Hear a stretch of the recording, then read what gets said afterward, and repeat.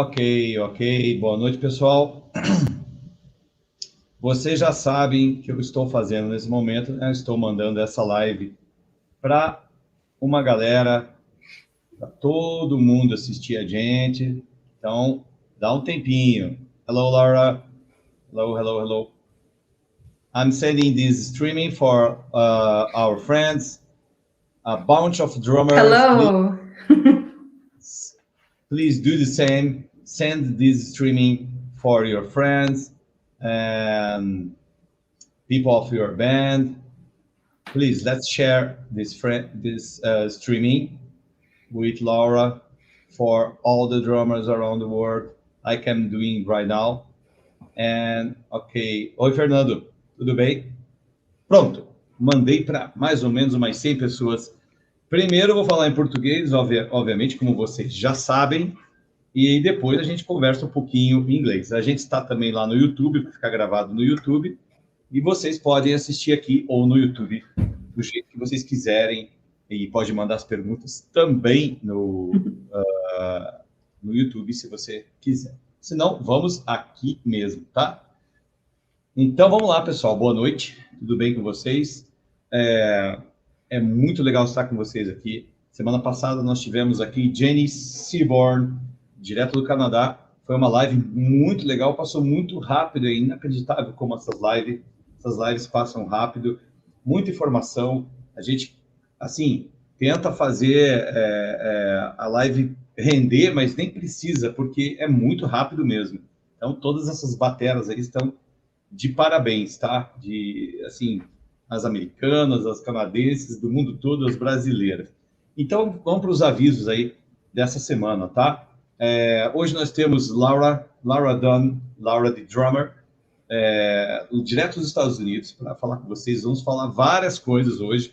Acho que vocês vão gostar, vocês que tocam em igreja vão gostar também, tá? E já passando para vocês aqui os nossos patrocinadores, dando a dica para vocês aqui, ó, do bonezinho do meu amigo Kenji, que é um bonezinho da marca Ritmo, tá? Então você pode acessar lá, useritmo.com.br, e você pode adquirir esse boné cor de rosinha, ou esse aqui, ó, de camurça, que eu acho super lindo, com desconto, tá? Então você acessa lá, useritmo.com.br, e você coloca lá Girls on Drums no cupom de desconto. Olha que bacana. Lindo, né? Eu gosto desse. O pessoal quer que eu use esse. Mas eu ainda vou usar esse aqui. O meu tá guardado, que eu viajei com ele, ele tá bem sujo. E também quero mostrar para vocês aqui a camisetinha do festival. Ah, essa você gostou, né? Olha que bacana. Fala, Zoctpads. Teremos brindes hoje, Zoctpads. Teremos brindes. Olha que bonito. Girls on Drums Festival. Se você curtiu essa camiseta, você fala comigo aqui depois no privado, que a gente conversa para mandar essa camiseta para você. Não é de grátis, mas a gente conversa, tá? O pessoal tem gostado bastante. Tem vendido, outro modelo já vendeu. Fala, Renan. Ok? Então, agora, não seja tímido, mande suas perguntas para a Laura usando aqui, ó, essa caixinha de perguntas que está aqui embaixo. Pode mandar em português que eu traduzo para ela, tá? Então, não seja tímido, mande suas perguntas mesmo, não deixe passar essa oportunidade. Beleza? Então, vou falar um pouquinho em inglês agora para vocês, e aí a gente já coloca a nossa convidada no ar. Hello, people. Thank you for being here. Thank you. Good night for everyone. Thank you for being part of this streaming. Our guest tonight is Laura Dunn, Laura, the drummer from California. A special guest, special drummer. I hope that you enjoy. Please don't be shy. Use the question toolbox down below to send your comments, your questions. Oi, Tati. Send your questions for Laura. Don't waste your time. Send your questions. Laura is a great drummer, also drummer, plays with bands at church, teaches drums, and for sure you will love this streaming with Laura. Okay, so let's go. Don't be shy. Send your questions for Laura, and you can send in Portuguese if you want to, And let's rock. Let's put Laura with us right now. Okay. All right.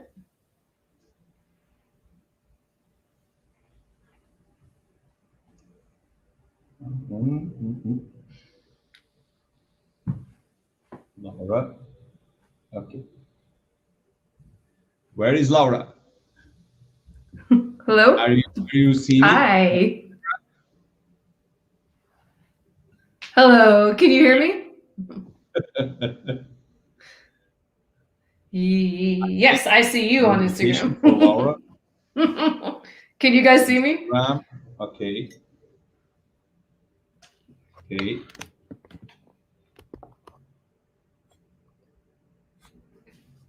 Okay. All right. Here we go. Yes. That's the true miracle that I'm able to figure this out. No problem. We have so many problems.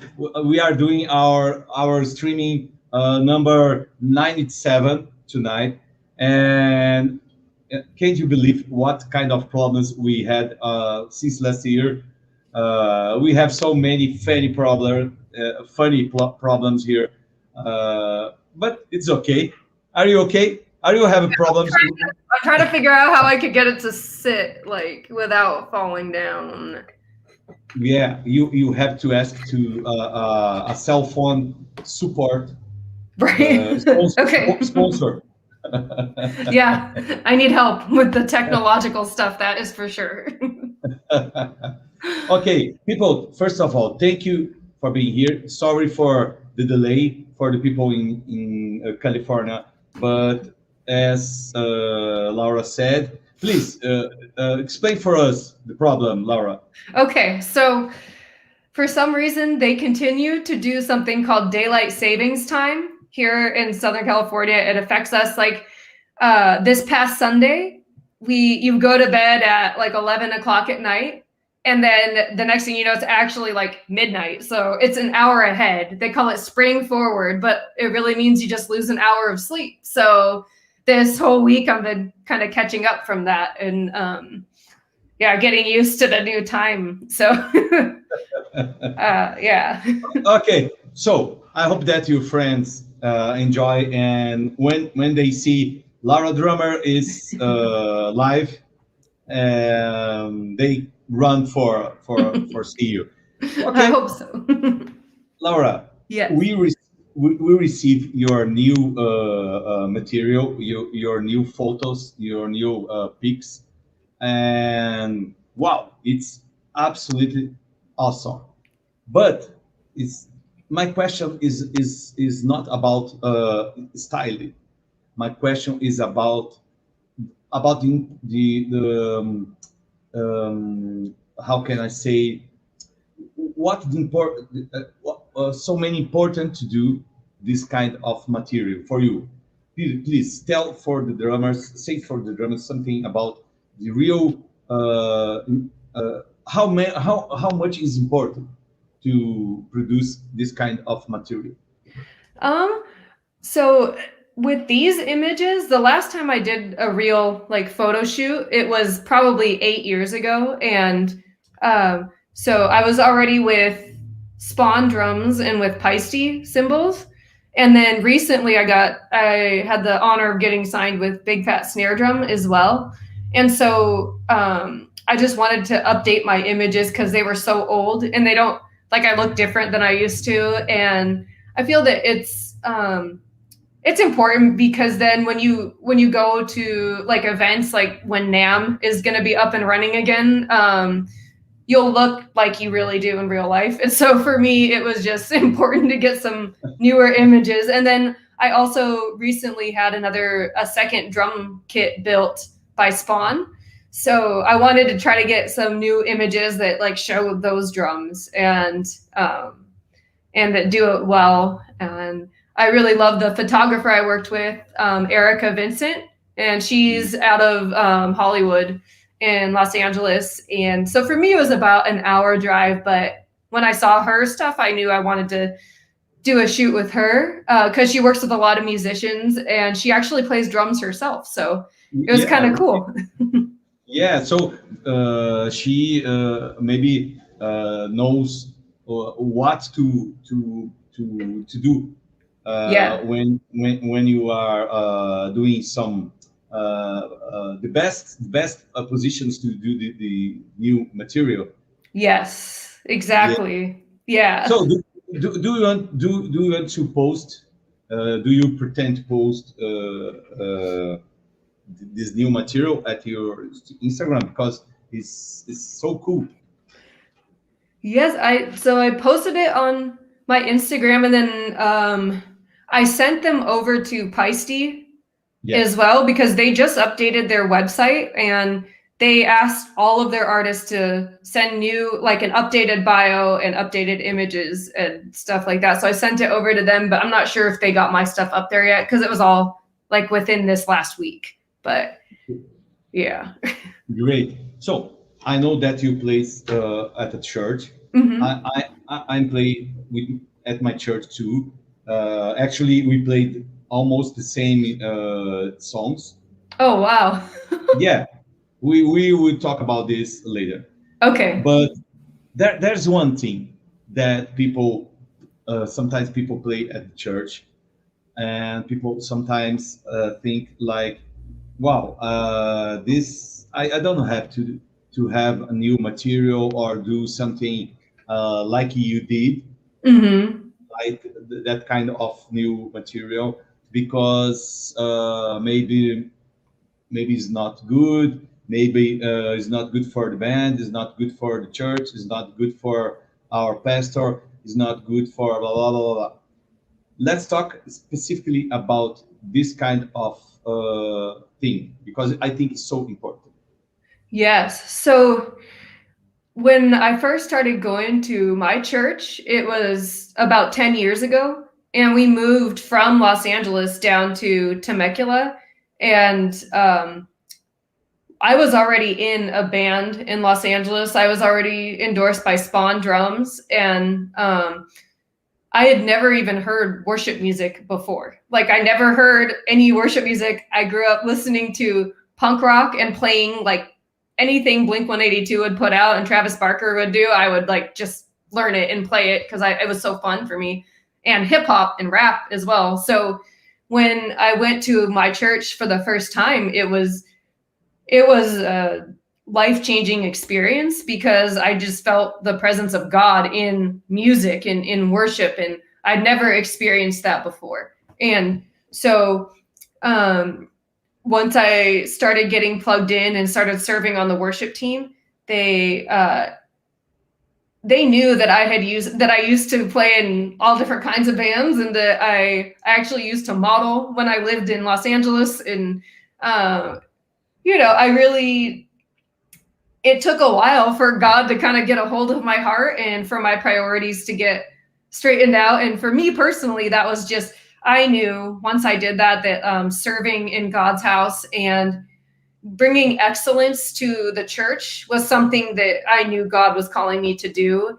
And I still do other like side things as well. I get to do like music videos or just go and play at different things and different events. And but for me, I still want to do the best that I can to bring professionalism still to the church. And I feel that to give God anything less than that is not good. So I feel that it's the least I could do for all he's done for me. But yeah, really, yeah. I know exactly what you means, because I started playing at the church here in my city in 2014. And I felt the same thing because I started playing. I am a professional since I was 13. Wow. Yeah, so it's a long time ago. Yeah. Actually, but I never thought that I would play at the church. Yep. So it's the same thing like you. I grew up. I grew up listening listening Queen, Rush, so many great bands and singers. And I know what exactly what you means. So I think it's very important to bring for this streaming this point, play with excellence. Yes. Correct. Correct. So when you play with excellence, you do all things with excellence, like doing new material, doing take care of your equipment. And I want to let you say about this. So tell us when you first saw a drummer that impressed you and you thought, okay, I want to be a drummer. So when I was 9 years old, we went to a really small church and we just sang hymns out of a book. But one of the ladies that went to our church was a drummer, and she was one of my mom's best friends. And I always wanted to be hitting things and just always like pulling out the pots and pans and pretending that the lids were cymbals. But I'm the oldest of 6 kids, and we didn't have any drums, but my mom had a clarinet. So I had to learn clarinet first, and I played clarinet and I learned how to read music. But like about a year into it, my mom's friend offered to give me a drum lesson, and I of course took her up on it. And I did 2 lessons with her, and I knew I was meant to be playing drums. And she is a jazz drummer, and she still plays to this day. She lives out in the Los Angeles area, and she completely inspired me to pursue that. And I know it was a sacrifice for my parents to save up money and take me to a pawn shop to buy my first drum set. And I'm so grateful that they did. And once I transitioned to drums from clarinet, I just fell in love with it and started doing everything that I could. I did marching band, concert band, and drumline, like winter drumline. It was really competitive down in Southern California, and had such a strong drumline. All of the guys in my in the high school drumline were amazing, and we did really well my senior year especially. So it was really fun. And yeah, great. So did you have the clarinet? I don't have one Nowadays? anymore. I don't know if I could even, like, I can still read some, like, stuff in treble clef still, but not very well. Like, I read rhythms better now since I just, I just like the drum side of it. But yeah, we have almost the same question here from a Brazilian drummer called Gabi Silvestre. Hi, Gabi. Yeah. Do you still play the clarinet? So you just answer it. Hey, Ara did incredible streaming with us. Ara is from Indonesia. Oh, wow. Yeah. Hi. Okay, so this is the first time that you saw the drummer or the drums. Okay, so let's talk a little bit about the drum line. I know that you have some time of playing with drumline. Please tell us the difference between drumline and a band, because here in Brazil we don't have a strong tradition with drum lines.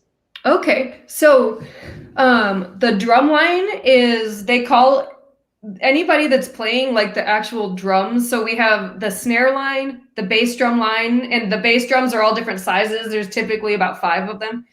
Snares, it just depends how big your band is, but they could have, like in the college level, DCI level, they have like up to 10 or more, I'm guessing now. But and there's also the people that play tenors, which is like 4 or 5 drums like right in front of them, even more sometimes. And so anybody that's playing the actual drums is considered the battery. And then they also have the pit. So the pit is going to be the people that play like xylophone and marimba and timpani and glockenspiel and the wind chimes and the suspended cymbals and all of those different things. So they'll do like marching band halftime shows for football typically. So it's an entire choreographed thing where you have to memorize where you're going and all the different places and parts. But the winter drum line has like all drums and pit. So it's all battery and pit. And that, like, we just compete against other drum lines. So for example, I went to Claremont High School in Los Angeles County, and it was a really good high school. And there were a ton of really well-known high school drum lines that were around us. Like Chino Hills was really good. Arcadia was good. And they were huge. They had like, I believe at least 300 people in their band alone. So it's really a big thing down here in Southern California. And it was really fun, and I'm very competitive. So any of the guys that were in my drum line could tell you that they had their hands full with me as a teenager because I didn't really know Jesus like I do now. So I was difficult. So difficult. So it seems to be that Gabi loves glockenspiel. Yes. Do you play the glockenspiel? Did you play it? I did not get to play it in marching stuff, but I did play it a little bit in concert band, like during the concert side of it.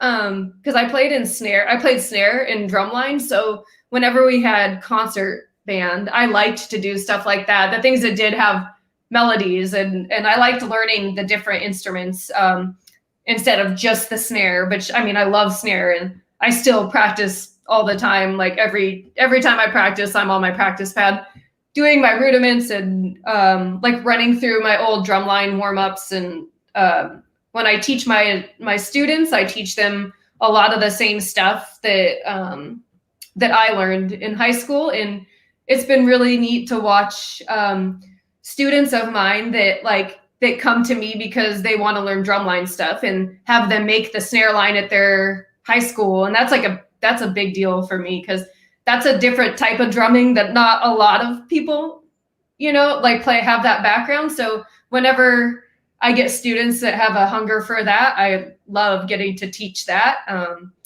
But then it's really neat right now. I have a student who did drumline. He's been doing drumline for like the last 3 years, but now he wants to learn drum set, and he wants to learn worship music. And so it's really cool to just watch the crossover. And I feel that students get to see how their background in their foundational drumming really serves them well when they want to start learning drum set stuff. So great. So great explanation. It seems to be that Gabi is very enthusiastic of your playing, of your drumline playing. All right. Thank you, Gabby. Yeah, she's saying Portuguese, something in Portuguese here, and she's loving this streaming. Gabi is a very good singer too, and will be present here at our streamings in July. Okay, I'm gonna have to come and watch you, Gabby. Yeah, we had the schedule until July for a while. Wow. From Tokyo, Japan, Chiopon drums. Hey Chiopon, how are you? Chiopon is an amazing drummer from Japan. Chiopon was with us last year. It was a very good and very funny streaming, and she's sending a question for you. Do you change attitude between drumline and drum set playing? Very good question, Chiopon. Thank you. Yes. So yes, I had to, when I went from playing in drumline to drum set stuff, especially for me coming into a worship setting and at church, I had to learn a lot of like how to be humble and how to just step back and just allow me to follow whatever it is that they were wanting to do and follow the worship leader. And so I feel that it's a very different mentality with drumline stuff. It's very competitive, and you just want to be perfect, and you want to be the best, and you want to be first chair, and you want you don't want anybody to beat you ever. And with drum set stuff, for me specifically, it's very different. It's not about me, and it's only about praising God and doing that with excellence still. So yeah, it's definitely a very different approach and different attitude and heart posture that I had to learn. So yeah, great. Yeah. So we want to talk about this a little more. Yeah. So do you remember the first drum kit that your parents gave to you? Yes, I do. And I don't even know what brand it was. It was just a very basic 4-piece kit that they got at a pawn shop, and I had a snare it's a Rogers snare, and it's so old that you can't even use a drum key on it. You have to use a flathead screwdriver to tighten it and everything. And so I still have that snare. I don't have the drum kit anymore, but I was just grateful that I could do it. And we didn't have a ton of room in our house, so I always played in the garage. Yeah. So it was very hot. Yeah. Did you have some kind of phone call? Yeah. My phone just. Oh, if you want, please put your phone at plane mode. Okay, let me try to do that really quick. Maybe it's better. All right. Did that work? Am I still on with you guys? Hello?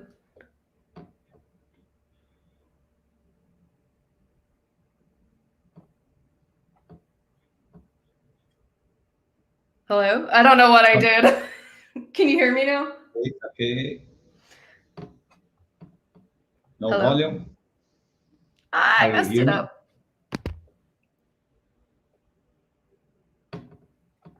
I don't know what I did.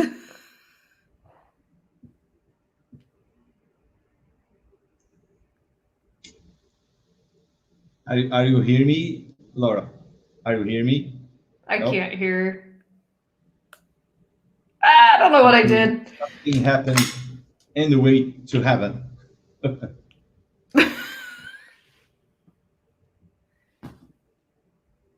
I can't hear you.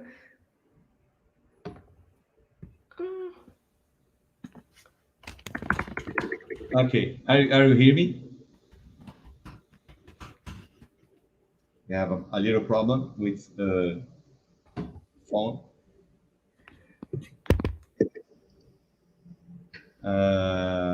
No. Sorry, guys. Are you hear me? Are you hear me here? No.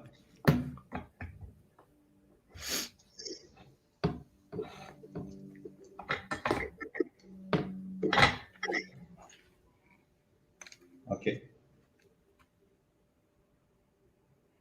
Hello? Oh. Okay, let's try.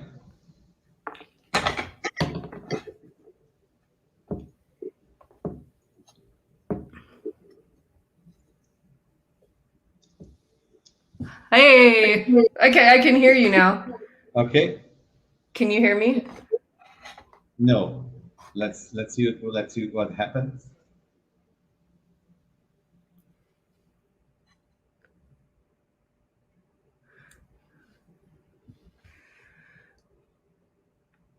Well, I don't know what. Okay. Let's call Laura again. Okay. I see you.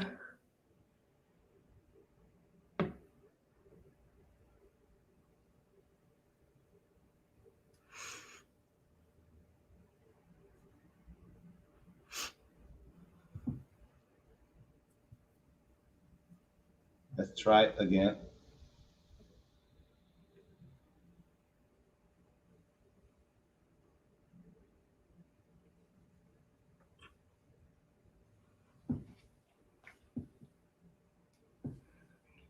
Hello? Okay. Did it work? Yeah. I'm so sorry. This is the problem with me. I have a hard time with technology, so I'm so sorry, guys. Okay. We were talking about your first drum kit. Okay. We want to talk about your equipment, but not now. Let's move on. Okay. Which were the first song that you learned to play at the drums? Not the worship, the very first very first song that you learned to play at the drums. You said to me that you used to hear Travis Baker and yes. So it's all of the songs from Blink-182. Their first album that I listened to was Dude Ranch, and that was the drummer that they had before Travis came on. And then from there on, like, I just listened to everything that they put out and started learning all of their stuff. And also stuff like anything Snoop Dogg put out, and Eminem and Dr. Dre, like stuff like that too. So that's the type of stuff that I really liked playing. And I was in a Blink-182 cover band, which was really fun. And so yeah, all of those types of songs are the types of things that I really liked to learn. And do you think it's more difficult to play that kind of stuff or the worship stuff?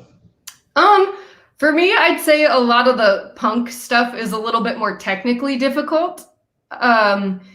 Especially because with some of the worship stuff, we usually just learn it however it is in the recording. So we learn it, and generally it doesn't call for very rhythmically difficult things to play. For me, I feel that sometimes worship, the only thing that makes it harder is that a lot of it can sometimes sound similar. So it's like, and there's a lot of the same stuff that happens throughout the songs. So when it doesn't change dynamically a ton, or it's stuff like that, it just sounds like similar throughout the whole song. So I don't know if that makes sense. Yeah, but about your equipment, do you use the same or almost the same equipments that when you played cover bands, etc., that you use right now in a church? Yes. So the kit that I just got now has 2 floor toms, and that's new for me because I had always only played on a 4-piece kit with just the kick, the snare, the rack tom, and floor tom. And so I also have added a second crash because I was on a budget before and I wasn't able to do that. So the setup that I have now at my church, it's my kit from Spawn, and it has 2 pretty big floor toms. I don't remember the exact dimensions, but of the new one. But aside from adding that second floor tom and a second crash, everything else is the same. So yeah, very basic. Very basic. Okay, we want to know more about your Spawn drum kit because we don't have Spawn in Brazil. Never did Spawn. I think we will never have Spawn. Oh wow. Okay, but it's a completely different subject. Let's talk about your drums and drumming. There's one thing that I want to know. How was the first time that you saw the band playing in a church, and what kind of feelings did you have? Because, for example, I tell my experience. Sorry, my English. Don't forget. Okay, it's okay.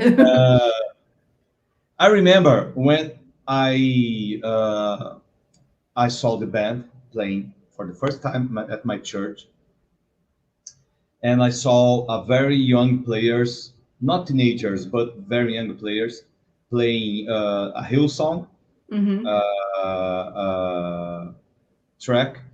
And my church is called Igreja no Cinema, church at the movie, at the movies. Do you know? Church at the movies. We play at the movie. I'm saying correctly. Yeah, at a movie theater. Cinema. Yeah. Cinema. Yeah. Okay. At the movies. So I remember that I saw the band and I saw all that very good energy, and I saw the track. I heard the track. I heard all that kind of stuff. Electronics. I love electronics, and this kind of motion of the people at the stage, of course, and all that things touch me. So yeah. I go back for my home and start thinking. So it's a long story, but tell us about your first experience seeing the band playing at your church. So that is such a good question, and I feel like my experience may be similar to yours. That when I went in there, the first thing that caught my attention was that it felt different than anything I had ever felt. And I grew up doing music, obviously, and but there was just a peace and just the presence of God in a way that I had never experienced before. And I was like way up in the back, just by myself, even because my family wasn't going yet. And and now I know it was the Holy Spirit, just the presence of God just falling so huge and in such a tangible way that you could just feel a different energy in the room. And it was, it shifted something in me. And really, because I was going through a lot at that time in my personal life and was pretty lost and, had been doing the whole music scene thing. And so it's so hard to put it into words, but it was a big, and then the other thing too was that the band was really, really good. The vocalist was amazing. The worship leader that was there, his name is Aaron Crane. He was there for 10 years, and he played every instrument. Like, he played drums, he played keyboard, he is an amazing vocalist, plays guitar, but he also has a background, like he knows how to read music and he knows how to teach like parts, like for vocals and all of that stuff. So since he was so knowledgeable with everything, he had a very high standard for our church. And so they use a click track, they run all of that stuff all of the time. And we always have our songs ahead of time. And so it's such a blessing knowing that I know what's expected of me, and we know what songs they want us to be doing, and we learn them how they're supposed to be played. And then if they want anything more, then we'll add that later. So yeah, but it was something that changed the course of my life. And when I started serving on the worship team, I had to learn all of the songs because I didn't know any of them. So it took a while, and really learning how to like come under the authority of, how God moves in the worship leader and how they, are under the authority of the pastors, and to just really embrace the vision of the church and just communicate that to people. That was all stuff that I had to learn, and everybody was very patient with me, and it was fun to do. But yeah, for me is almost the same. Incredible, because I was back of the room this very large room. I was alone back at the room and seeing all this incredible people doing all that incredible words, of course, and music, and I felt so good and felt so well with God's presence. Yeah. Even I never know about specifically about this kind of things, Yeah. but I know that something that or someone that wants that I go back and play with the band. Do you remember the track that calls your attention? Because I want to say about my first impression. It was a Hillsong track. Do you remember your first impression of first track that you heard the band playing? So I don't remember which ones they played that morning, but the first one that I learned was I think it's Chris Tomlin. It's called Our God. Our God. Yeah, and that was the one that I learned and I auditioned with at my church, and it's a really cool song. But we do a lot of Hillsong. I love their stuff, and I love how they have multiple drummers. They'll have like, you know, tons of like actual tracks like with drums, and you know this, like you have to almost choose which part you want to play. You know, and which parts are more important dynamically to play and to build and to try to pick it out and hear it while you're listening to it. But yeah, which Hillsong song was it that you?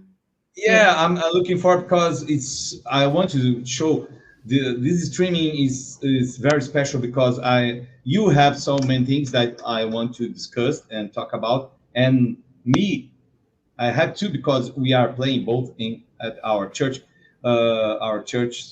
So it was the This Is Living.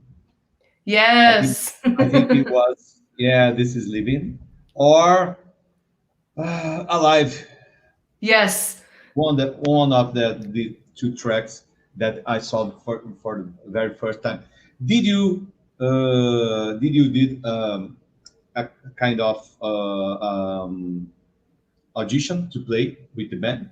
Yes. So when I started there, it was just he let me choose which song I wanted to learn, and so I chose Our God, and my son really liked that song, so I wanted to learn it anyways, and so I went in and I played that for our worship leader, and then I had never played with a click track before, but I obviously have played with a metronome forever, so just he then, you know, like threw on a click track, and I was able to stay with it, and so then when I first started there was another drummer. His name is Gary Dotson, and he is amazing. He's played with Kirk Franklin, and he has a record label and stuff, and he just is an amazing drummer. But so since they already had him and another drummer there, it took a while for me to be able to play there. But it was before Christmas Eve, and the other drummer wasn't able to do it, and so I had to learn an entire Christmas Eve set, like in a, you know, short amount of time. And so I got to learn a ton of songs really quick, and I got to play for that. And after that, I started getting being able to play more frequently there. And then now I'm one of two drummers, and I've been there for about 10 years, and our other drummer's been there for like maybe 4 or 5 years, I'm guessing now. But yeah, so yeah. Great. I remember that I had an audition too, Mm-hmm. and I had to play 3 tracks. It was, for me, it's very easy to play with a click track, Mm-hmm. because I've been playing with electronics, with bands and cover bands with click tracks and backtracks for a long time. And for me, it's not a problem. For me, it was a very new songs. Mm-hmm. And did you have some kind? Do you have some kind of roadmap to play the songs, or you memorize everything?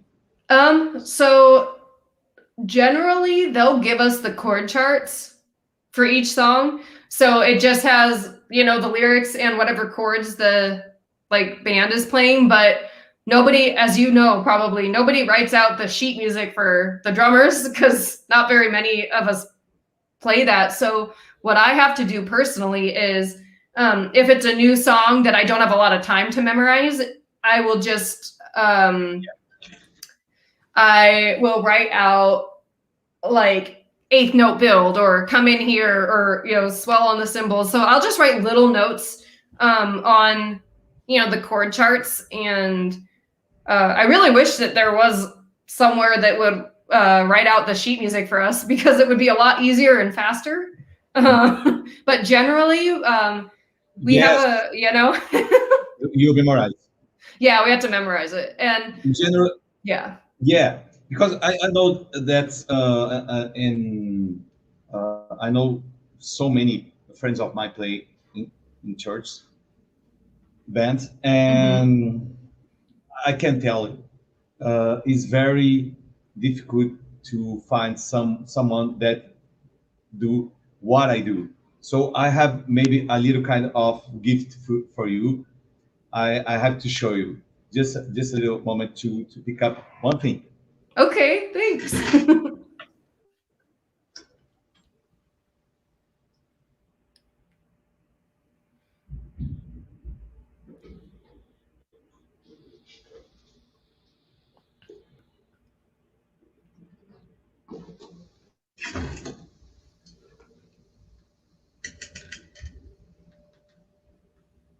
Okay, sorry. That's okay. Here we go. Here we go. I remember when I had to do the audition. I prepare myself of learning the songs, listening to the songs, but I did this kind of stuff. Yep. Yeah. Yes. I have a bunch of music here. Wow. So many Hillsong battle and Brazilian, of course, worship, elevation. Yes.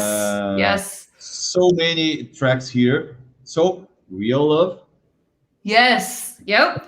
I play that one. if you want something here, yes. I can send you a pic with. Oh my gosh! Yes.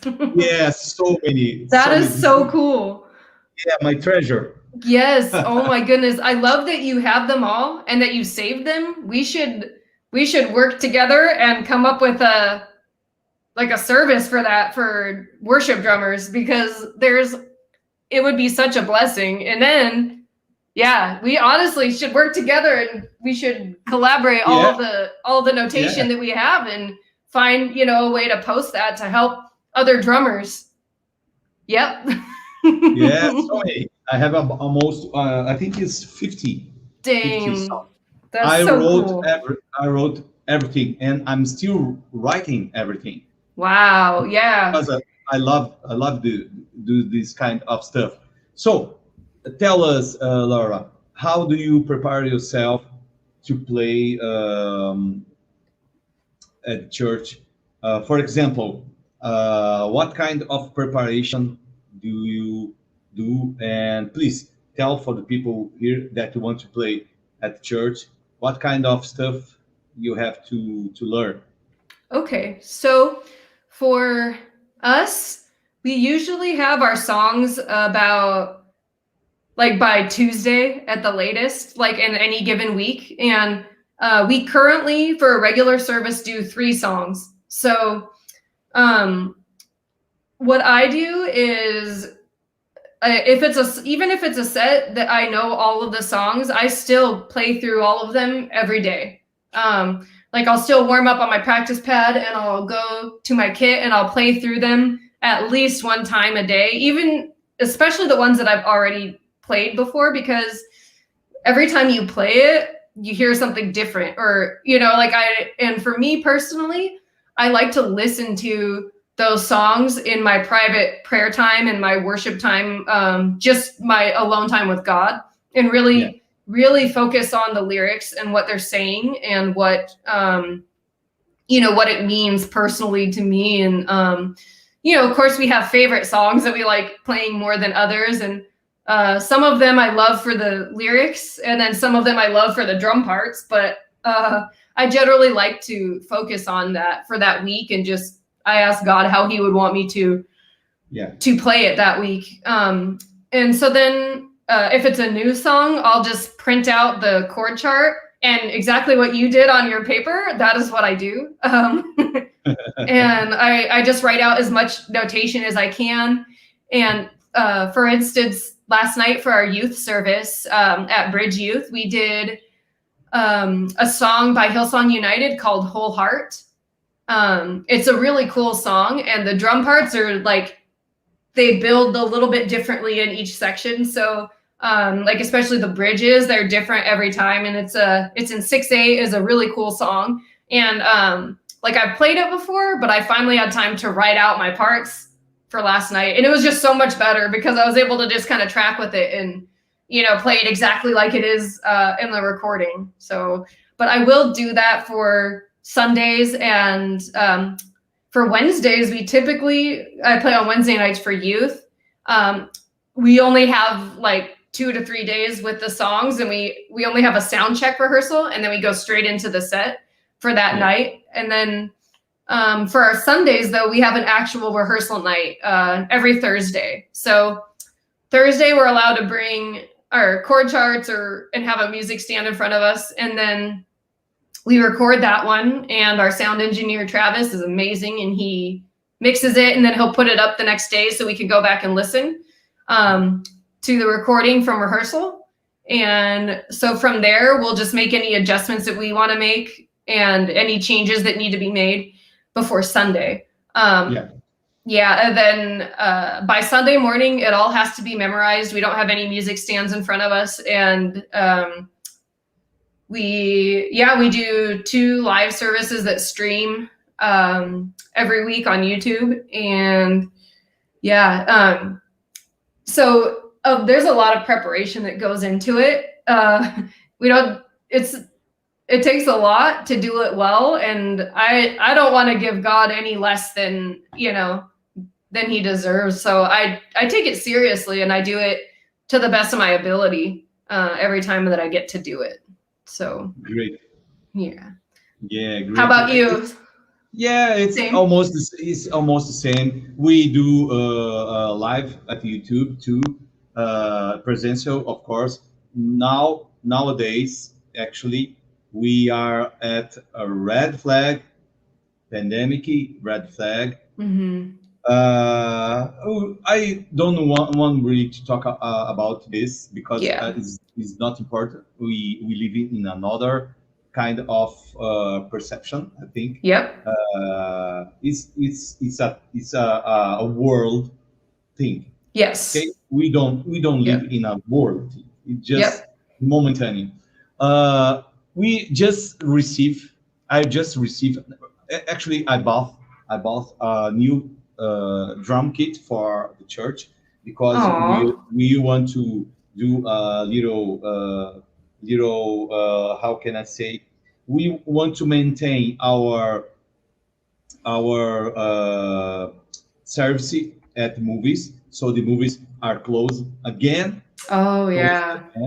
I bought a new drum kit, a black one for the movies, and we have another drum kit for our house church, let's say like this. Okay.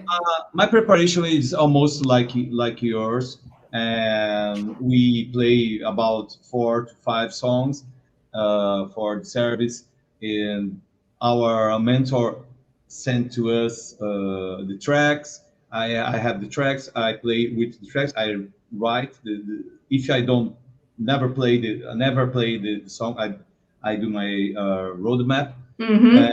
And I think it's almost the same. We are now actually 2 drummers. We are 5 in the past years. We are now two drummers only, and it's okay, no problem. But it's almost the same. I saw that you use like like a drummer. Drummers in Brazil say like a fish, a fish. Yeah, yeah. I hate that kind of stuff Yes. because I felt like I am at in another world. Yeah. It does feel like that. Yeah. And So nobody tell us, go ahead. nobody. I have to. I want to speak with the bass player, and he never hear me. Yep. So I have to beat on the acrylic Yes. on the side because Yes. I don't sing. Do you Yep. sing? So I would never call myself a singer, but I can sing harmonies. I'm not trained in it or anything, but I've done it in a pinch when we've had less people. Like I did it a few weeks ago for a school we played at for our youth band. And so, I mean, if it's a necessity, I'll do it, but I don't call myself a vocalist by any means. There are so many people that are just so amazing and are just way better than I'll ever be. So, but one thing that's really nice is our sound engineer gave me a Talkback mic. So now, yeah, and it has a little like toggle switch with the foot. So I could like tell them, and I'm in their ears. So if I need anything, I could talk to him, I could talk to the MD, or I could talk to the band or the vocalists. And so that's really helped me a lot because I feel so, you're so isolated. And whenever there's like conversation happening on the stage, I never know what anyone's saying. I'm just like, you feel like you can read a paper, you can do a puzzle. But I don't have a talkback microphone. I don't have. I have to stay in silence, and just when I hear the counting 1, 2, 3, 1, 2, 1, 2, 3. Yep, then you're on. So tell us about your ear, about your earphone. What kind of instruments or sounds do you want to hear at your phone? So in my mix, from my drums, we use the Avion. So it's just like we mix it ourselves. So for me, I have the click maxed out. I have it as loud as it can go every time because it's hard for me to hear like in general. But so I always have the click all the way up. I'll have the drums about, halfway up, maybe, 70%, and bass too, around the same. I will have whoever's MDing, doing the musical direction, I will have them in my ears, and whoever's leading the vocals, and then a little bit of each of the guitars and the keys. And because we have 2 electrics and 1 acoustic usually, and then keys. And another thing that I always know that I want to have in my ears, and I always make sure that I check, is the pastor. So whoever is coming up to do transition, I want to make sure that I can hear them and how they're praying and stuff, so that I know our MDs try to tell us when to build and how to build it, but I just like being able to hear it coming before they're like, okay, build here or do this here. So great. I ask because it's a very personal thing. I am always listening the young drummers asking why I am using that phone. Mm-hmm. What happens that you are using that phone? So I answer the people like this. I cut off the guitar. Yeah, depending on I cut off the guitar because the guitar player at church loves do this kind of stuff. When the band is not playing, the guitar mutes the out for the PA or whatever, but we still hear. So they don't stop, huh? Yeah, they don't stop. they are playing some kind of scales or trying to do a new syncing the delay pedal, Yes. and I'm Yes. still hearing Yep. that kind of stuff. Yeah, it's So funny how yep. We do that same thing. the same thing. Yeah. I just want to hear my drums. I like the sound of the bass drum and Mm-hmm. the floor tom and the loud ones and a little bit of cymbals Mm-hmm. and the snare, of course, and the click as loud as I can Yeah. because the click for me is the master. Yep. Exactly. The click and the backtrack with keyboards, Yes. a Yeah. little bit of bass. Mm-hmm. Sometimes the bass player don't play so well. Oh So yeah. I just put in the middle the Yeah. lead singer and the acoustic guitar. Yeah. Yeah. I'm super blessed. Our Sunday team, we have two amazing bass players, and I just I love playing with them. With both of them are very, very good. So I'm definitely blessed. My Sunday morning bass players are solid, and so and I love our guitar players too. But sometimes that does happen where I just have to turn them down a little because it's just constant and it's a little much sometimes. But yeah, we still love them. But yeah, Yeah. Like you. yeah. There's one thing that I learned playing in a church since 2014. Mm-hmm. At the beginning, people say to me, "Yeah, you are the oldest, you are the most experienced musician here. You are playing for about 30 years, so you can say the things for the young musicians." So I try it. I tried. I'm not the mentor. I never asked for this. I am not the mentor because I'm so more old than other people. So I prefer to shut up and just listen. It's much better.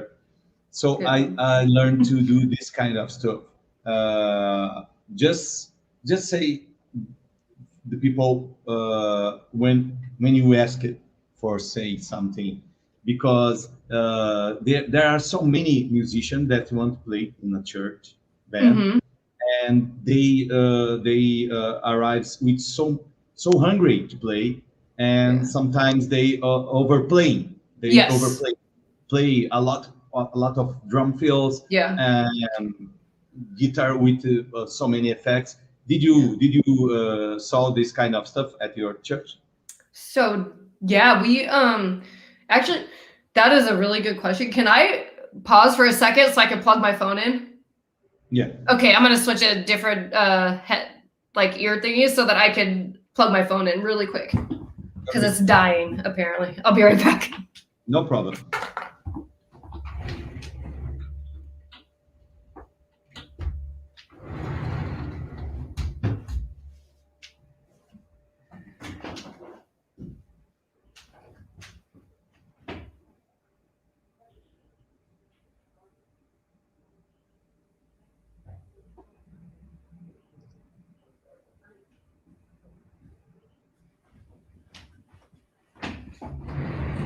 There.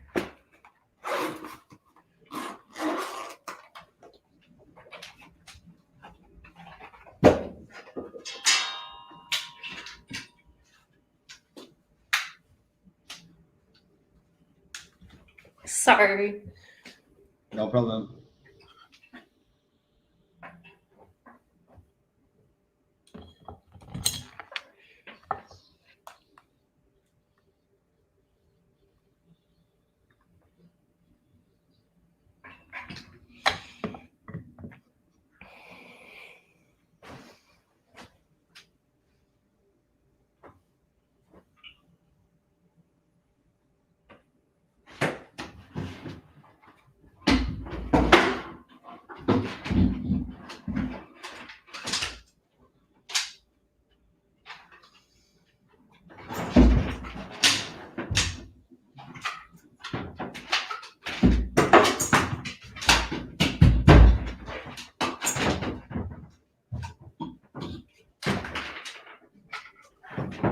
I'm almost back. I'm so sorry.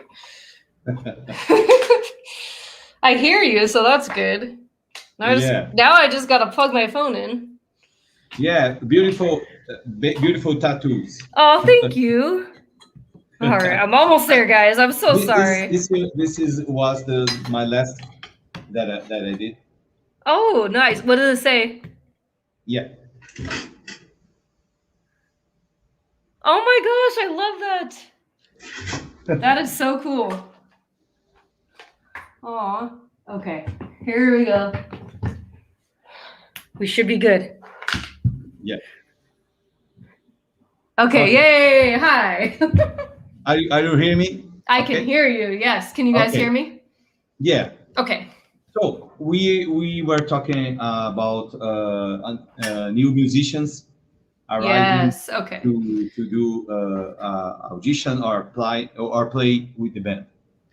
Yes. So right now we are in a transition where our worship leader is going to be somewhere else, and so for now it's just a lot of people on the team that are kind of stepping up. So if we're going to have auditions right now for drummers, I think that what they said is that I will get to sit in on an audition for anybody that's a new drummer, because the people that we have that are MDing, they have knowledge of music in general, and they know what they're doing with that. But as far as drummers go, they want to have me come and help just sit in with that. And but yeah, it's a different thing. It's with worship, it's not the time or the place to come in and try to do a drum solo and show off your chops and come in and try to be the best at anything. And I know that God has equipped me to be able to do what I need to do in that setting. And so I will always do what's being asked. And then if they want more, so for instance, we have Easter obviously coming up, which is going to be really cool. We're going to be doing 3 services, and rumor has it that I'm going to be uncaged. So they're going to take me out of the acrylic. So yeah. I'm really excited for that.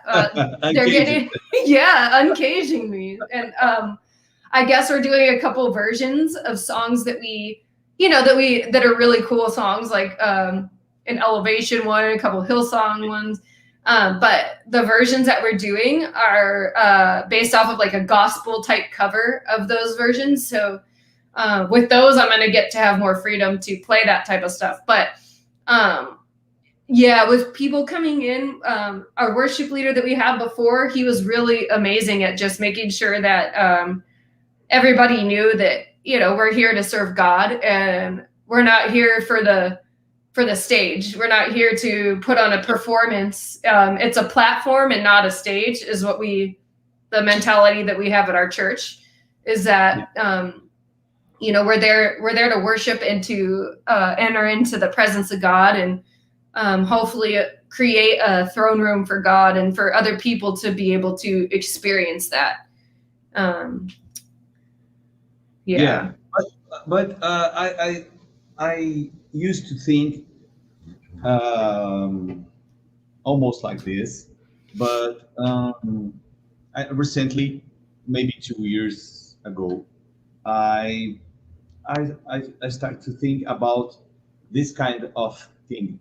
I know it's not a stage, but I think sometimes if you don't have a little kind of how can I say, a little kind of a good presence at stage, or yes, if you are at stage or whatever, with a very good impression of yours, with a beautiful appearance. Don't play with any kind of how can I say? Sometimes people don't care about the dress, a very cool dress, very well dressed to play for the people.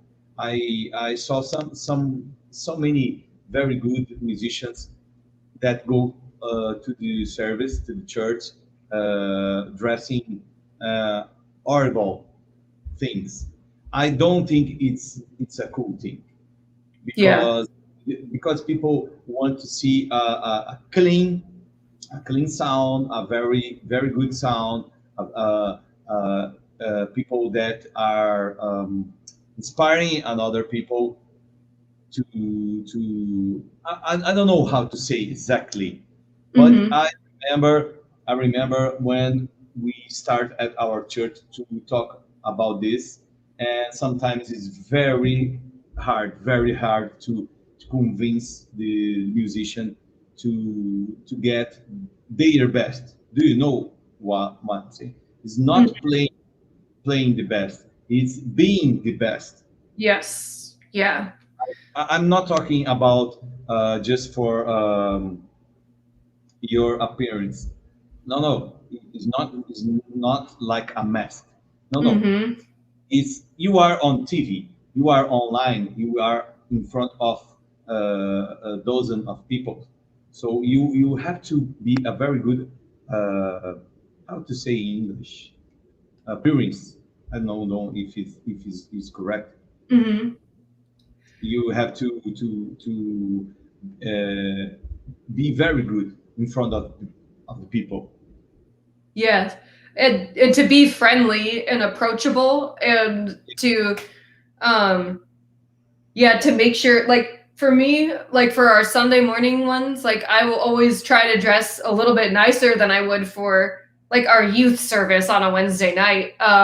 Because for youth, like I feel like, sorry, um, for youth it's a little different because it's all like it's teenagers and I always at least try to be put together and for Sundays though I make sure that I am dressing as nice as I can without making myself feel uncomfortable.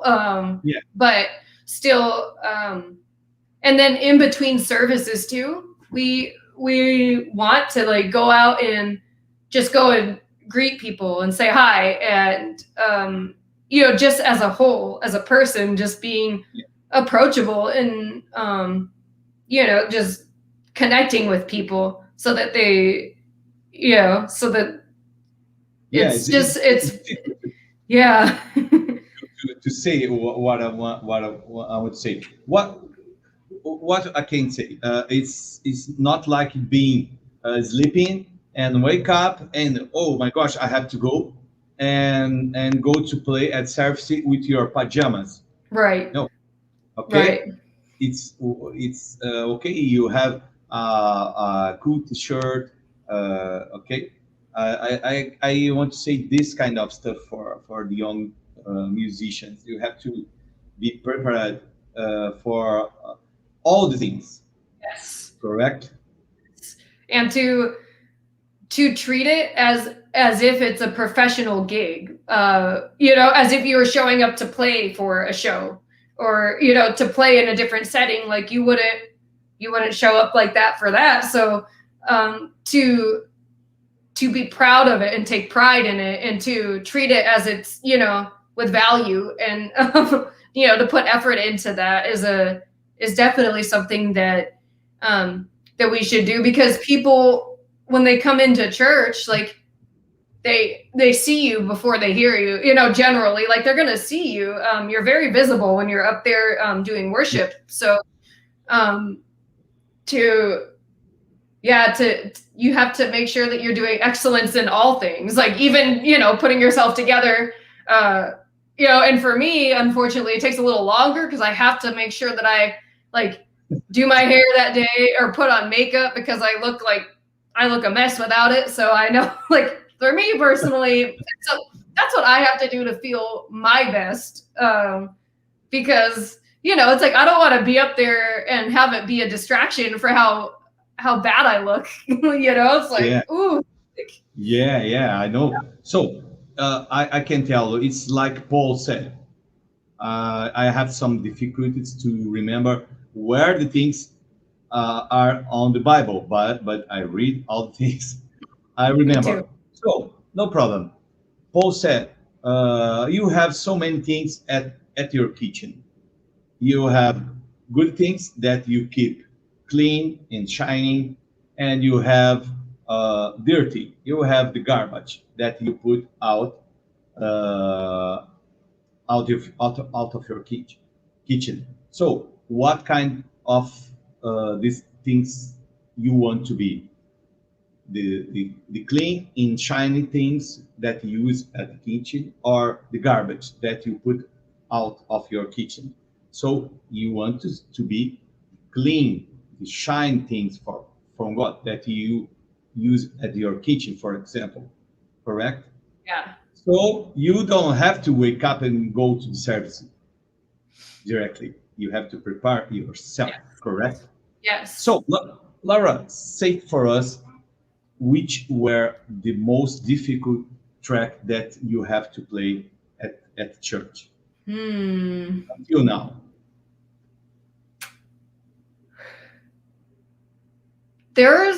I'm trying to think. There are a few like Hillsong ones that took a little bit of extra time to learn, and I cannot remember the names of them. But we do a Christmas production every year, and so for that one, it's a little bit more of a show, than just a general worship thing. So there were a couple of songs in the last couple of years for those ones where, and I could send you the link for them. They're really cool. They're on YouTube still, but there were a couple of those that I had to like listen to on repeat and write out like every single note of those ones. Cause it was pretty difficult, but yeah. Do you remember the name of the track? I think it was Maybe called. I can help you. Yeah, I know, right? That would be really great. I think that one was. I'm kidding. Do you remember the name of track? I want to see that if I have. Yes. My vote. Yeah, I know. So the one that I just played last night that like I had to track out that I didn't get to, like I wrote out the bridge, but I didn't do the entire thing, was that one called Whole Heart, or Hold Me Now. Yeah, Whole Heart or Hold Me Now. Ah, dang it. Okay. Yeah, that one was there was a lot going on. Yeah, there was like, it's in 6/8 and you're doing like 16 notes with your snare hand the entire time, and then you're doing 8 notes with your, and it's weird. I'll have to send it to you so that you can listen through that one, because it's fun, especially in the bridge. They're almost doing like a 4-against-3 thing during the build for the drum part. So that would be really cool to see your charting on. And I'm telling you, we could be onto something, me and you, with like collaborating all of the worship. Let's do it. I would love that. Yeah. And because like a few weeks ago at our church, we had a set where the first song we did was brand new. We had never played it before, but now I know it. It was by Elevation, called My Testimony. It's a newer one by them. It's really cool. That one's fun. This too. Okay. Well, then that'll be on our list. So there's that. And then there were 2 others that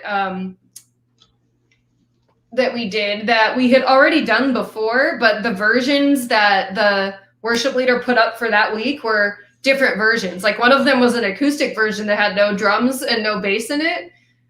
So I just had to kind of like pull from the other versions and like write it all in. And because it was different structurally too. So it was kind of difficult to unlearn what I already memorized and come in and try to play it different. So I had to make a lot of notes on that one, and on the third one in that set as well. So essentially it was like, 3 new songs, because it was brand new song and then 2 new arrangements. So that was a lot in 1 week. Yeah. And we typically don't run into that very frequently.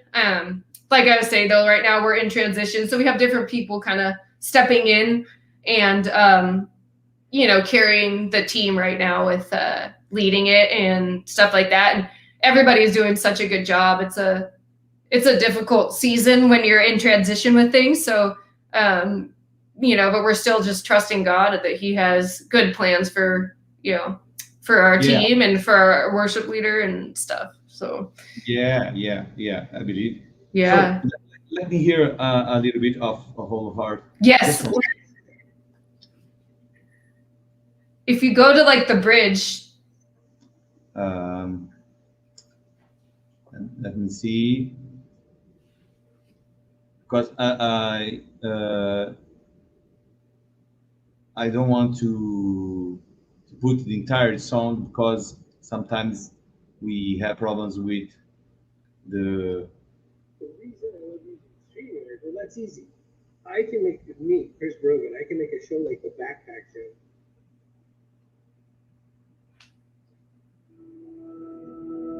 It's so fun, right up top.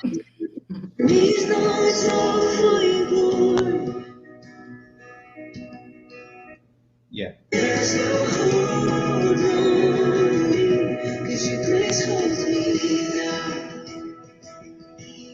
Yeah, we don't play this.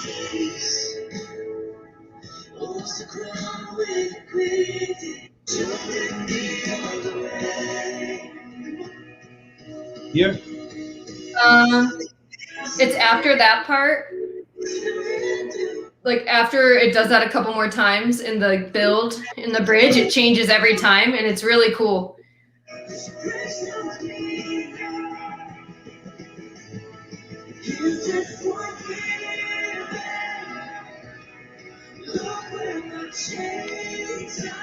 Yeah, we played, but I never played with Ben. Yeah, it's a fun one to learn.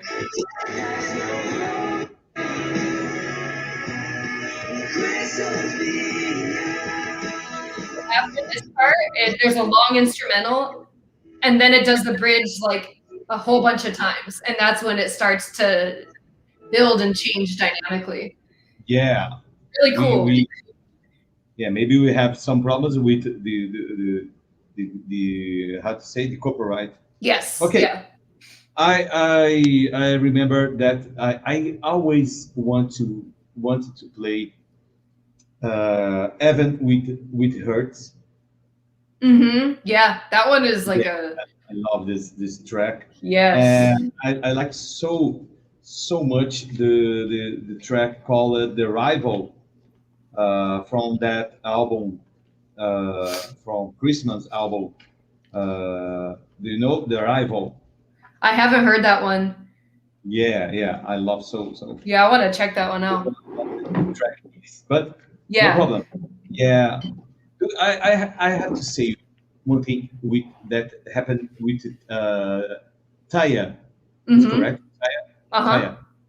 I remember when Taya posted on Instagram a little video of her playing with a brush, a hairbrush. Tick, tick, tick, like I don't know how to say in English. To your brush to paint, not paint. Yeah, I have to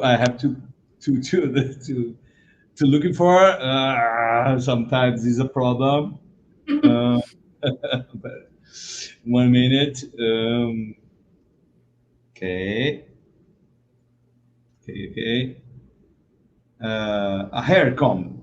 Oh, okay. Yeah. She was playing with that little teeny points. And posted this kind of stuff, and I reposted at my Instagram, and I said when you are trying to do new sounds of a new instrument and things like this, and she sent me a message. Oh, you reposted my little movie. Thank you so much. Wow. And yeah, I don't believe it. So cool. I show it for my mentor and say, hey, take a look at this. And I remember he said to me, wow, this is for real. Yeah, for real. Nice. With Taya. That is really cool. I know she is amazing. Oh my goodness. I got to see her well, I got to see their whole band at the Staples Center in Los Angeles. They sold it out, so it was like a huge arena. So it was really cool to be there and just experience everybody worshiping together, and just it was really, really cool. And then one time when they released that album that has Even When It Hurts on it, right before they released that album, they did with 2 days notice, they did a really small show at Club Nokia in Los Angeles. And my husband and I happened to be off. He was off that day from work. He's a firefighter, so his days are really weird. They're like all over the place. But he was off that day. So we got to go and watch them. And it was really intimate. It was a really small venue. And we just got to be really close. And it was a funny thing. Justin Bieber was there. Like, he ended up being there, like, in the front. And he was just worshiping. Like, everybody else just, like, with his hands raised. And just, it was very genuine. And you could tell that he was genuinely worshiping. And it was a really cool thing to see. And just to get to see them that close. And then that he happened to be there was, like, that was cool, too. But it's just neat how we're all, you know, we're all just here to worship and to praise, and that's such an honor to do as a drummer, and to get to serve God in that capacity. I'm humbled every time I get to do it, and it's such a gift that God allows us to be a part of what He's doing here, and you know, I'm grateful every time I get to. Yeah.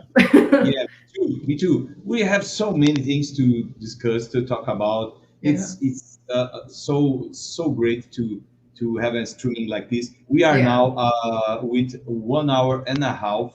Streaming. Oh, right. Yeah. Very cool. Very cool. We even don't talk about your equipment. So let's do the following. People, if you want to see and know more about this kind of stuff, wow, I have so many tracks here. You can choose whatever you want. I sent this list for Laura, and we can exchange things, exchange experience, and maybe do something for you, especially for the drummers at Laura's church. I have so many good tracks and so precious material here, and I am so proud of this, and I feel so blessed to do this kind of stuff and share with you. It's a great pleasure to share with you this kind of stuff. Yeah, to do this kind of stuff. Yeah, I would love that. After this meeting. So let's move on and talk about your equipment, because I want to see your new practice pad. Show us. Oh yeah, so this practice pad is by RCP Drum Company, and they are so it has like a little lip on the edge that's just like a rim. And it has like a little dial right here that adjusts this little snare plate on the bottom. Wow. Yeah, so it you can adjust the tension that it holds on it, and so it has it's like kind of like stuck rubbery right here on the bottom. So it's just a one-sided pad, but it came with this like Mylar, I think it is. It's like a sheet that you put over it. So you can either have it like a regular drum pad where it was, it's, you know, the softer rubber underneath here, but I chose to like stick it on, because you can stick it on permanently if you want. And the reason that I love this pad so much is that it's like, this feels more like an actual marching snare than any other drum pad I've ever tried. And so I was like so excited when I found this one. And of course I have other like more traditional pads that are just, you know, like the really hard rubber on one side and softer rubber on the other side. But for me and for my drum students that are doing drumline stuff, this one has been the best as far as that goes. as far as like learning what it sounds like, and it's a little bit louder than a regular practice pad, and the tension on this, it mimics the tension on an actual marching snare, like a Pearl free floater or whatever it is that you're playing on from marching band. So this one has been my favorite by far for a while now. Yeah. It seems to be very, very professional, maybe very expensive too. Yeah, they were running a special on them. So I believe, like, I can't remember exactly how much it cost. I believe it was around like $50 or $60. So it wasn't like up there with like a custom like Zymox one or anything like that, but it is still very reasonable for what you're getting. And like, I would encourage anybody that does their rudiments and all of that stuff on a traditional practice pad to invest in this or something like this, because if you want to do drumline or marching drum like snare stuff, this feels more like it. And with the rim on it like it has, you can practice doing like regular rim shots, ping rim shots, backsticking stuff, because when you go from playing on just a regular pad, there's no lip on it, and so when you have to get to the point where you're playing stuff that when you're playing traditional grip and you have to learn how to get, up over the rim to do certain sticking, this will set you up to be successful with that and not be unversed in your rim shots, because those are important for drumline. We do a lot of those. So. Yeah. And let's talk about your drumsticks. Mm-hmm. What kind of drumsticks are you using right now? So right now, I have been with Boso drumsticks for a few years now. It means bamboo house. They were featured in Drum Magazine a few years back, and they're I still have some of their sticks, but during COVID they haven't been in production for this last year. So I'm actually right now I play with like a few different brands. Like I play with some Vic Firth sticks, and then some ProMark sticks, and then this pair actually RCP, the same company that sent the drum pad company, they sent these, and so this is their marching stick, which is cool. They're built like similar to the Ralph Hardiman Vic Firth ones, but like they don't have a coat of paint over them, so the grip is a little bit better for like sweaty hands after you've been playing for a while. So I'm playing with these on my drum pad, and then I will play with either the Vic Firth 5Bs or those ProMark 5Bs too. So I like bigger sticks. I know it's our sound engineer is used to me by now, and God bless him, he has to put up with me using those, but I don't hit as hard as a lot of guy drummers, so I still break these sticks though. But I'm sad that Boso isn't in production anymore, because their sticks would last for so long. They would. I think I have a couple pairs right here to just show you what they look like, but okay. So they're really chewed up, but the Boso ones they had like a little bead on the bottom, and this is their strata. So it was like compressed bamboo with natural through the middle. So it looks like a stripe. Yeah. So yeah, I played these. They're 2Bs for as long as I could, but these ones are really cool because they had a lot of flex in them. And like, I don't know, some people may not like that, but I like it. They're very responsive, and they're extremely resilient. They don't break. Like I'll play them until they split or like splinter off, but they last for so long. And but I don't know what I'm gonna do now. I'm just gonna order like whatever I could get my hands on, and hope I don't break them and go through them really fast. But so that is what I do for sticks for now. Yeah. Let's talk about your drum kit, Paul. Drum. Yes. You have a very beautiful drum kit. I saw at your Instagram. I remember that I saw. Wow. It's so beautiful. Thank you. Yeah, they I've been with them like for a long time now, like since 2008, I believe. And so my first kit that I had built with them, I did a maple kit, except for my snare. My snare I did birch, and it was like, I think it's like 13 ply, something like that. It's like pretty thick because I liked that because it for me it felt really close to like a marching snare type of a feel, very poppy, very like punk type feel.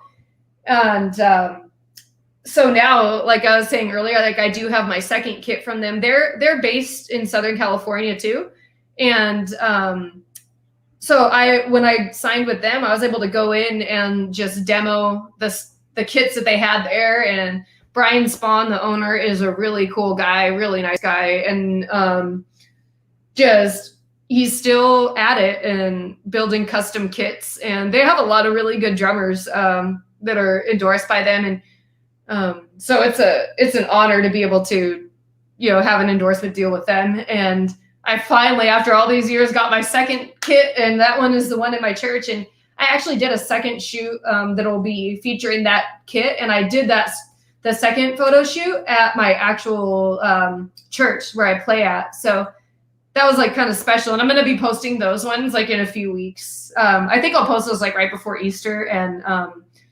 it's just like, it's really special, because I had that kit built with my church in mind. So we actually kind of mimicked, we did the same 24-inch kick drum that I have for my first kit that I had there, but the dimensions of the two floor toms are the same as the guys from Elevation, just because we do a lot of their stuff, and like just for the church, I was like, I kind of want a second floor tom that's like really nice and like deep and beefy and has some bottom end to it. So I'm still like adjusting, like, and realizing when I'm playing that I have that second floor tom, and I'm like, ooh, this is fun. I get to do this. Like, I get to add that in. So yeah, I'm still getting used to having that, and I'm excited for that, to get to play on it. But you said that you prefer a burge snare drum with like a poppy drum sound, but for playing that kind of tracks, Hillsong, whatever. Yeah. You what kind of snare drum we can hear? More fat and warm sound. Yeah, like so. How do you treat about this? Yeah. two different types of sounds. They are very different types of sounds. So I actually, right before I got my drum kit for my church, I had Spawn. They made me like a Spawn version of a Black Beauty snare. So it's a Spawn one, but it's technically like the Black Beauty snare. So I have that one at the church right now that I've used there. And so depending on what song it is, like I will almost always, like if I want to fatten up the sound, I'll throw the the original big fat snare drum head over it, or like the donut one over it. I like that one a lot because with that one, I'm still able to have the rebound off of the middle of the snare. Like for stuff like that song "Whole Heart" that you just listened to, like the intro, it's like, so it's like all like marching type feel. So for stuff like that, I will use that big fat snare drum donut one. I use a Brazilian version. Oh, cool. Nice. Yeah. And it's so nice because it transforms the sound in a second, and then you could change it depending on what song you're doing. Yeah. Yeah. Mm-hmm. I don't think it's so nice for big band solution, big fat snare sound. What the brand with fat snare, correct? Yeah, big fat snare drum. Yes. Big fat snare is the original brand. In Brazil, we have like a Brazilian brand for this kind of equipment. I use too on my snare. Cool. How many wires do you use at your snare? I actually like the one that I have on the birch snare that I play at my house, that one is just like the 10 one.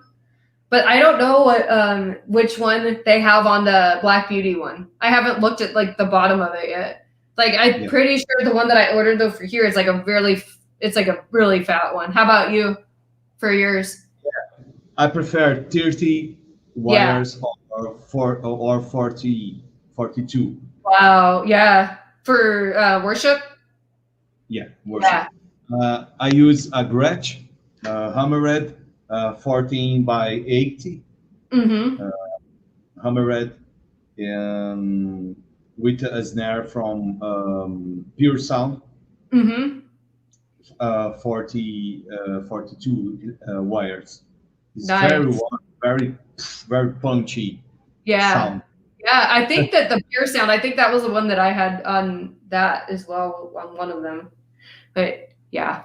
And about your cymbals, I saw that you are using pasties.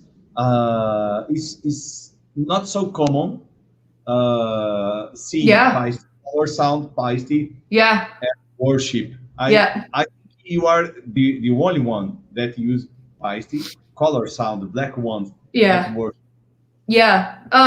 And I think too, because I'm so boxed in the acrylic and with the roof thing that and they're not as bright. Like they don't have as much like the decay is faster on it. Like, and so I think that with that, like, cause I used to have their 2002 series. Like I was playing those for a while, but it was just really bright and the sustain was like so long, you know, after you would strike it, it would just, so the color sound, I believe they're a little bit easier for our sound engineer to work with, as opposed to the 2002s, because those were so bright and they were just very, you know, like I feel like those had more higher like pitch, like resonance than the color sound. So, but there were like a couple other ones that like, you know how like the worship sound right now for cymbals, it's like a washy, almost like a bigger washy sound. So I think that like whenever I'm able to, I'd love to go in to Pisces, go back to the sound room and just kind of like play on some more and maybe look into that, because after our Easter service, I'm not sure if they're going to let me stay out of the cage and use the new different types of little shields like everybody has now. So if they do that, then I will get to go and demo some new stuff and see if I end up having something like, you know, more like everybody else. It's a little more washy and like not like trashy sounding, but you know what I'm saying? Like it just has that different sound. So yeah, it's definitely not as common to have the color sound in the worship. Yeah, it's not common. Not at all. Did you ever try maybe the pasty? I forgot. Is it the signature series? No. No. Oh my gosh! Just one moment. Okay. I have to the biggie. Oh, okay. Biggie beat.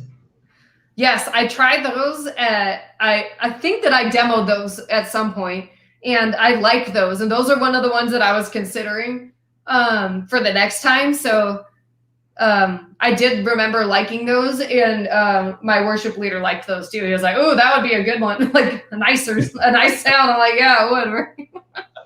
Oh, I can I really agree with your band leader, because the big beat line is very cool. Do you know the Van Halen ride cymbal? The let me see. No. It's not the big beat. Giant beat. Oh, okay. Giant beat. By Steve Van Halen. Let me see the big. Just one moment. The ride, the big one, the 24 big ride. Yeah, it's very cool. The Reverend. Did you saw this symbol? I don't know if I saw that one or not. At 2002, line pasty, Van Halen, 2002, 24 ride. Is so nice, so Yeah. nice. I'm gonna have to check that out. It's not aggressive. It's not hard. Huh? It's like a washing and clean. Nice. Yeah. Yeah. Believe me. I'm gonna check that one out. For maybe, sure. Maybe the little it's the symbol have a guy printed on it. Maybe you don't like the guy with. Oh, I think I know what you're talking about. Yeah, I think so. I'm gonna have to check them out when I go in and see what I'm able to pull off. Yeah. But what means what is important? The sound. Maybe you can check it out. This symbol for the next. Yes. The next symbol that you want to use. Yeah. Wow, we are now with almost 2 hours streaming. Wow. Well, one of the most long streaming. So many things to discuss and talk about, but I think it's very cool. Well, we have so many plans for this year, and maybe we can invite you to talk about for church drummers here in Brazil and talk about this kind of stuff and your kind of roadmap. And let's do something together with this. Correct? Yes, I love that. Let's talk at the backstage. Yes, sir. And do something. And so, almost at the final here. Let's pretend that you have to choose 5 female drummers to do Girls on Drums gospel festival. Oh, that would be so cool to do. Yeah, you can put your name on the list. Really? That would be great. Let's pretend. You have to choose 5 female drummers. You can choose everyone. Don't have to necessarily have to be a church drummer. You can choose your favorite. Okay. Well, I try to think of what she goes. Pocket Queen. Gordon, I think is her name. She's amazing. Like I really like her. Annika Niels. I don't know how to say her. You know who I'm talking about. And yes. Let me think. I would want to see Karen Fedorov, my old drum instructor that still plays jazz up in the like. That would be cool one day to see her playing. I don't know how to say her name. Lena Anderberg. Yes, I like her a lot. She's so sweet. With us last year. Yeah, I just love her, and you can tell she just has fun with what she's doing, and she loves it. And I love her commitment to excellence and to preparing for her stuff. So I admire that a lot. And one left. That is hard. I don't know. I don't know anymore. You can put your name at least to play at let's pretend a Girls on Drums festival. Oh, okay. Yes, sure. Yeah, okay. Name, of course. Okay. You can put my name because it's Girls on Drums Festival. Well, I would try to put you because that'd be so fun to worship with you. But there was a drummer too that she played for Lauren Daigle, but I don't know her name. She's a girl drummer, and they played at NAMM last year. They did the worship night at NAMM. The last time we had NAMM, and her drummer was a girl, and she was amazing. So I don't know her name, but she played with Lauren Daigle at NAMM, and she was great. So yeah, if you remember, that'd be please cool. Send me. Okay, I'll try to find her. Maybe we can do streaming with her. That'd be really cool. Remember, send me. Okay. Yes, I will look it up. Okay. let's go to the final part. We are almost with 2 hours streaming. Wow. Yeah. Hey, Sarah. How are you, Sarah? Sarah, how are you? Thank you for watching this streaming. Hi, Becca. How are you? We are almost finishing right now. Okay. Laura, tell us your inspiration words for young drummers that want to play in church, whatever. I know that you learn a lot playing in church. I know that you are teaching new students, new drummers. So be my guest. Say what the Holy Spirit have to say through you for the people here. Let's hear. Okay.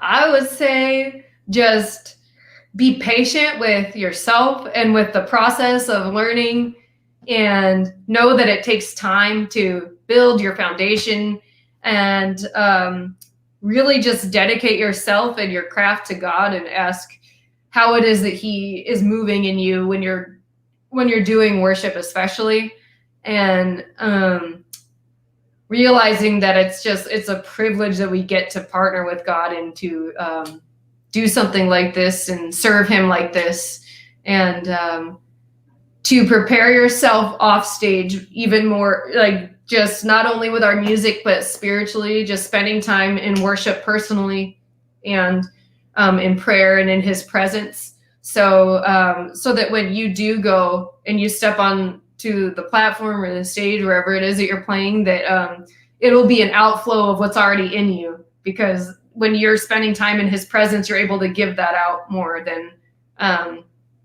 just physically playing the drums. So keep preparing your hearts and be patient with yourself and with the process, and continue to give it to God. And that's what I would say. Yeah, great. Thank you so much. Thank you. We are finishing right now with Laura, but not finish at all for all your all you drummers here. We have next week. We have a special class with yes, Chris, is amen. That's beautiful. I agree. A special class with a Brazilian drummer called Bruna Baroni. We have about maybe 15 I don't know how to say in English. We are open to you that want to do a subscribe for a special class with Bruna for next week. I will send you, and I will do a post here. And for the next month, we have a lot of drummers around the world. We have from Hungary, Romania, United States, Brazil.